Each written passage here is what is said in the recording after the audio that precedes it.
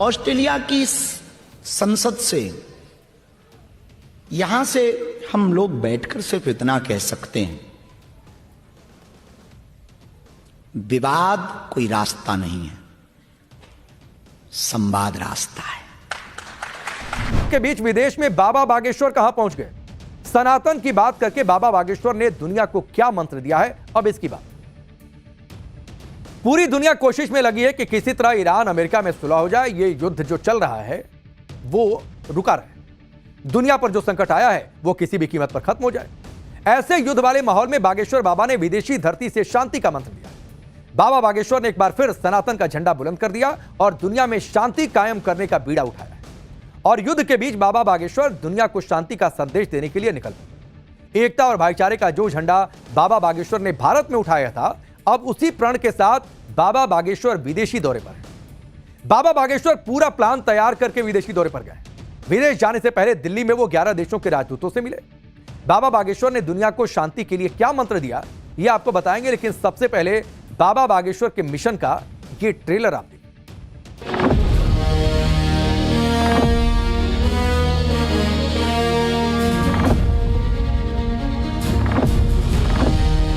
विवाद कोई रास्ता नहीं है, संवाद रास्ता है।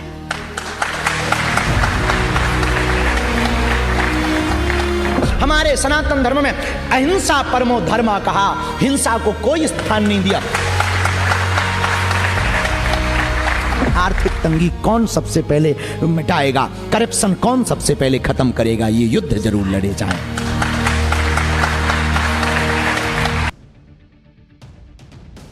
बाबा बागेश्वर 8 दिनों की यात्रा पर ऑस्ट्रेलिया गए। भारत और यहां रहने वाले सनातनियों के लिए यह गर्व की बात इसलिए है क्योंकि बाबा बागेश्वर को ठीक वैसा ही प्रोटोकॉल दिया जा रहा जैसा वहां के प्रधानमंत्री को मिलता है। आप सोचिए ऑस्ट्रेलिया। आप देखिए, बाबा बागेश्वर 8 दिनों की ऑस्ट्रेलिया यात्रा पर है। इस दौरान उन्होंने 8 अप्रैल को राजधानी कैनबरा में ऑस्ट्रेलिया की संसद सभागार में विश्व शांति पर चर्चा की। 11-12 अप्रैल को पर्थ के कन्वेंशन सेंटर में हनुमत कथा और दिव्य दरबार लगेगा। 13 अप्रैल को सिडनी में क्रूज पर भजन कीर्तन का विशेष कार्यक्रम होगा। 15 अप्रैल को सिडनी के ओपेरा हाउस में भव्य सत्संग का कार्यक्रम। पूरी ऑस्ट्रेलिया में इस समय सनातन का झंडा बुलंद हो रहा है। बागेश्वर बाबा ने दुनिया में हो रहे युद्ध और विनाश पर भी बातचीत की। बागेश्वर बाबा ने ईरान और अमेरिका युद्ध पर बोलते हुए बताया कि युद्ध कैसे खत्म हो सकते हैं। सुनिए बाबा बागेश्वर की बात। ऑस्ट्रेलिया की संसद से, यहां से हम लोग बैठकर सिर्फ इतना कह सकते हैं, विवाद कोई रास्ता नहीं है, संवाद रास्ता है।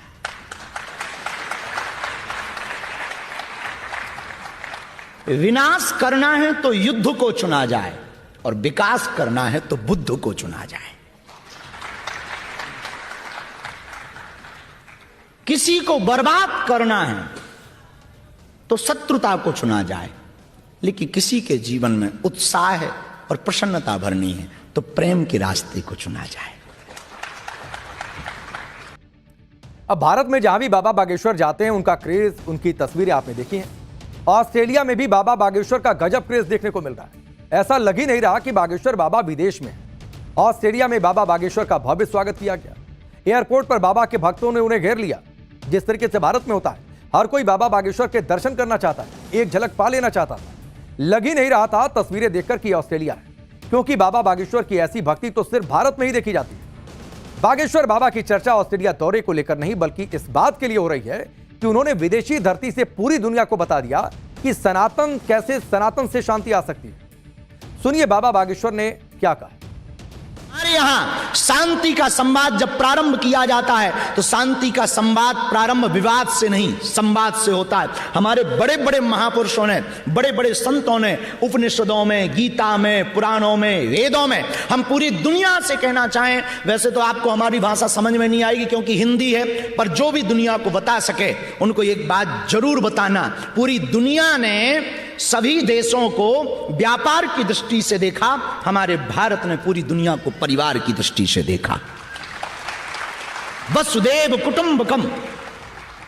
हम इस बात के लिए गौरव हैं, और तुम्हें भी बहुत गौरव महसूस होना चाहिए जितने भी सनातनी हैं। पूरी दुनिया ने स्त्रियों को भोग्या दृष्टि से देखा, हमारे भारत में माताओं को, स्त्रियों को भोग्या की दृष्टि नहीं। इजराइल और ईरान का युद्ध चल रहा, भगवान की कृपा हुई कि सीज फायर हुआ, भला हुआ। यदि अमेरिका के राष्ट्रपति, इजराइल के राष्ट्राध्यक्ष और ईरान के राष्ट्राध्यक्ष हमारी बात सुने, शायद ये बात पहुंचे, कोई अंग्रेजी में डब करके भेजें, तो हम उनको एक बात जरूर कहना चाहेंगे, तुमसे ज्यादा खतरनाक युद्ध हमारे देश में हुआ महाभारत का। लेकिन जिस जमीन के लिए महाभारत लड़ी गई, वो जमीन आज भी डली है, लड़ने वाले निपट गए।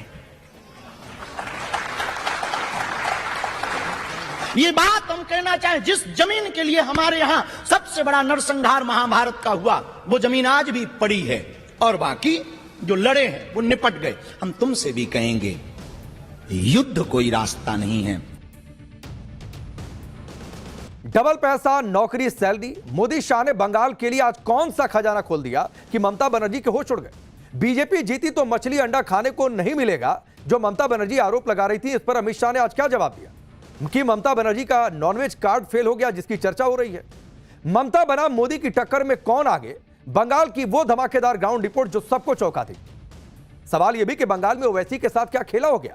उधर मुस्लिम वोटों पर घिरी ममता की अचानक क्या लॉटरी लग गई, ये क्यों कहा जा रहा? बंगाल में नरेंद्र मोदी और अमित शाह की जोड़ी ने ममता बनर्जी के होश उड़ा रखे। आज तो कुछ ऐसा हुआ कि ममता बनर्जी के लिए यह चुनाव और भी ज्यादा मुश्किल हो गया, क्योंकि पहले ही ममता बनर्जी एसआईआर से लेकर अधिकारियों की ट्रांसफर पोस्टिंग और घुसपैठियों के मुद्दे तक हाथ पांव पटक रही थी। लेकिन आज तो ममता बनर्जी के उस दांव की काट लेकर बीजेपी आ गई, जो दांव ममता बनर्जी की चुनावी ताकत रहा है। आज हम इसके बारे में आपको बताएंगे, क्योंकि आप ये देखिए कि कल ही बंगाल में पीएम मोदी ने 6 गारंटियां दी थी और कहा था कि उनकी सरकार आ रही है, पार्टी की सरकार आ रही है। आज बंगाल के लिए बीजेपी ने खजाना खोल दिया। ममता बनर्जी महिलाओं और युवाओं को जितना पैसा देने का चुनावी वादा कर रही हैं, उससे डबल पैसा देने का वादा बीजेपी ने कर दिया। इसके अलावा नौकरी को लेकर, सैलरी को लेकर और दूसरे मुद्दों पर भी बीजेपी ने ऐसे ऐसे वायदों के धमाके किए जो ममता बनर्जी के लिए नया चैलेंज बन गए हैं कि इसका जवाब कैसे दिया जाए। बीजेपी अपने मैनिफेस्टो में चुन चुनकर ऐसे वादे लेकर आई जो ममता बनर्जी की सियासी जमीन को हिला सकते हैं, उनके वोट बैंक में सिरमारी कर सकते हैं। पहला बड़ा वादा हो गया यूसीसी लागू करने से लेकर घुसपैठियों को भगाने तक, महिलाओं को हर महीने 3000 रुपए देने से लेकर बेरोजगारों को भत्ता देने तक।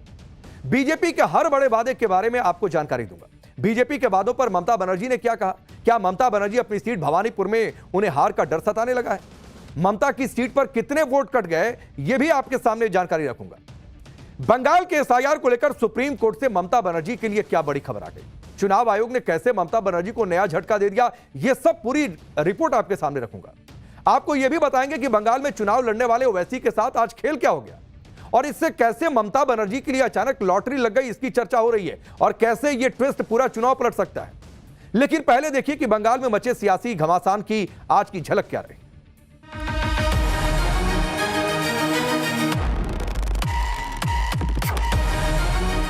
हम बाबरी मस्जिद बंगाल में बनाने के वाले के साथ बैठने से और 20 साल हम ऑपोजिशन में बैठना पसंद करेंगे।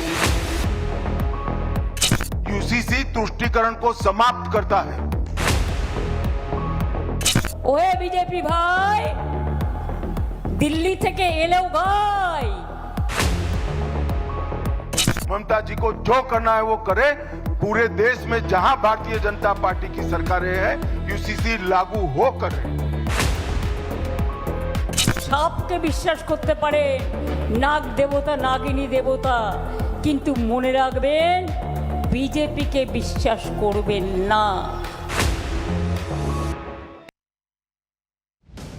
पूरे देश की नजर इस वक्त बंगाल चुनाव पर है। बंगाल विपक्ष का बड़ा राज्य है।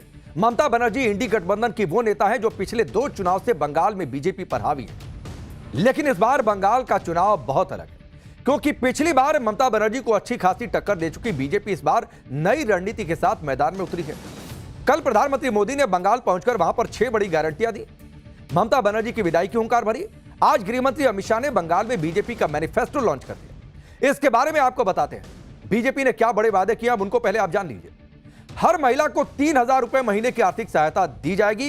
इस फॉर्मूले पर पहले कई राज्यों में जीत मिल चुकी है। बेरोजगार युवाओं को हर महीने 3000 रुपए की आर्थिक मदद, घुसपैठियों को पकड़ पकड़ कर बंगाल से बाहर किया जाएगा। 6 महीने में बंगाल में यूसीसी यानी यूनिफॉर्म सिविल कोड को लागू कर दिया जाएगा। यह भी आज जोर देकर अमित शाह ने बात कही। बंगाल में कटमनी के कल्चर को खत्म किया जाएगा। दावा यह है कि अधिकांश बंगाल की जनता इससे पीड़ित है। 15 साल में टीएमसी के राज में जो भ्रष्टाचार हुआ उस पर श्वेत पत्र लाने की भी बात है। 5 साल में बंगाल में 1 करोड़ नौकरी और स्वरोजगार का वायदा भी किया गया है। सभी सरकारी कर्मचारियों और पेंशन भोगियों के लिए डीए भी सुनिश्चित किया जाएगा। साथ ही 45 दिन के अंदर 7वां वेतन आयोग लागू किया जाएगा। बंगाल में आयुष्मान भारत योजना लागू करने का भी वादा है। इसके साथ ही जितनी भी राजनीतिक हिंसा हुई है उसकी जांच के लिए सुप्रीम कोर्ट के रिटायर्ड जज की निगरानी में कमीशन बनाकर उसकी पूरी जांच करवाई जाएगी। पुराने चाय बागानों को पुनर्जीवन और दार्जिलिंग टी ब्रांड को विश्व प्रसिद्ध बनाने के लिए कमीशन बनाने का भी वादा है। पीएम किसान योजना में 3,000 रुपए की अतिरिक्त राशि दी जाएगी बंगाल में, जिससे बंगाल के किसानों को 9,000 रुपए सालाना मिलेंगे। नए समुद्री बंदरगाह, प्रमुख नदियों पर पुल और सुंदरबन से दार्जिलिंग तक राष्ट्रीय राजमार्ग का वादा है। बंगाल की विरासत को मजबूत करने के लिए वंदे मातरम संग्रहालय बनाने का भी बीजेपी ने आज अपने मैनिफेस्टो में ऐलान कर दिया। ये बीजेपी के घोषणा पत्र के कुछ ऐसे बड़े वादे हैं जो हमने आपको बताए हैं। बीजेपी ने बंगाल के विकास का रोड मैप सामने रखा। वो सोनार बांग्ला का वादा कर रहा है। बंगाल को लेकर बीजेपी ने जो बड़े वादे किए उसमें यूसीसी की बहुत चर्चा हो रही है। सुनिए यूसीसी यानी यूनिफॉर्म सिविल कोड को लेकर आज अमित शाह ने क्या कहा। भारतीय जनता पार्टी शासित कई राज्यों ने common civil code, uniform civil code लागू किया है। हम 6 माह के अंदर ही बंगाल के अंदर यूसीसी को लागू कर कर सभी नागरिकों के लिए एक ही कानून बंगाल में हो वो सुनिश्चित करेंगे।